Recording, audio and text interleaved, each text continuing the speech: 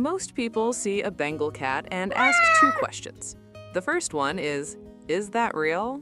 The second one is, how much does one of those cost? Almost nobody asks the third question, which is the only one that actually matters. How does one of those end up in a rescue at 2 years old? Coda ended up in a rescue at 2 years old. He had been purchased from a breeder by a family who had done exactly enough research to know that Bengal cats were beautiful, and not quite enough research to know what beautiful costs in terms of time, energy, and tolerance for chaos. Bengals are not decorative animals. They are not cats that sit in a sunbeam and look gorgeous and ask for very little. They are athletes. They are investigators. They have opinions about every object in your house and a compulsive need to test the structural integrity of most of them. They need stimulation the way some people need coffee. Not occasionally, not when it is convenient, but constantly and without apology. The family lasted 8 months. They surrendered him to a Bengal rescue with a note that said he was too much. The rescue coordinator, a woman named Val, had heard this before. She said the same thing she always said in situations like this. The cat is not the problem. The match was. She posted his intake photos on the rescues page with a description that ran to 4 paragraphs because there was no short way to explain Coda accurately. 40 people inquired. 38 of them asked about price or logistics and disappeared. One couple came to meet him, watched him dismantle a toy in 40 seconds, and said they would think about it. They did not follow up. Jess saw the listing on a Tuesday afternoon. She was 30, worked from home as a graphic designer, lived alone in a 2-bedroom apartment with enough square footage and enough time to take on something that required genuine attention. She had grown up with cats. She had done 3 weeks of specific research on Bengals before she reached out. She knew what she was walking into. She drove to the rescue on a Saturday morning with a list of questions and left 2 hours later with Coda in a carrier and a folder of medical records, and Val standing in the driveway saying, "Call me if you need anything," and meaning it. On the drive home, Coda made exactly one sound from the carrier, a short, clear chirp, and then was silent the rest of the way. Jess did not know what to make of it. She decided it was probably a statement of some kind. The first week was exactly as advertised. Coda explored every inch of the apartment with the systematic focus of a building inspector who had concerns. He opened 2 cabinet doors, relocated a houseplant to the floor, knocked a full glass of water off the desk while maintaining unbroken eye contact with Jess, and somehow got onto the top of the refrigerator before Jess had figured out where he had gone. She found him up there looking entirely satisfied with himself.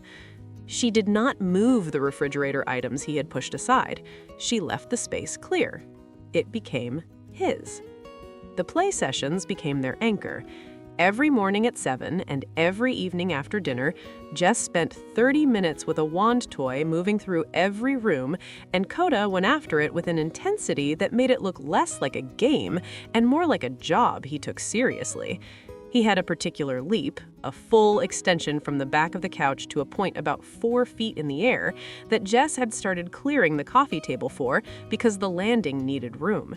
After 30 minutes, he would stop abruptly, walk to his water fountain, drink, and then settle somewhere elevated to watch the room with the composed satisfaction of someone who had completed the work and was now reviewing the results. If you are still watching and haven't subscribed yet, there are Bengals in rescues right now that 40 families looked at and walked away from. Hit subscribe. Coda would want you to know about them. The water situation required negotiation. Coda did not drink from a bowl. He drank from a running tap, and specifically from Jess's bathroom tap, and specifically at times that Jess had not scheduled and could not predict. The arrangement that emerged was that the tap ran for 10 minutes every morning and evening, and at whatever additional times Coda indicated were necessary by sitting in the bathroom doorway and staring at Jess with the focused patience of someone who had filed a request and was awaiting processing. Jess bought a cat fountain on week 2. Coda examined it thoroughly and continued using the tap. He was not destructive the way people mean when they say a cat is destructive. He did not scratch furniture or knock things over carelessly. Everything he did was deliberate. He had a particular interest in anything Jess was currently working on. He would walk across her keyboard with the purposeful stride of a colleague joining a meeting late, sit directly in front of her monitor, and look at her screen with what appeared to be genuine professional interest. She started moving her work laptop to the kitchen table. He followed. The evenings changed things. Jess worked late most nights. At some point around 9 or 10, Coda would jump onto the desk beside her, not on the keyboard, not on the screen, just beside her, and settle into a loaf position and stay.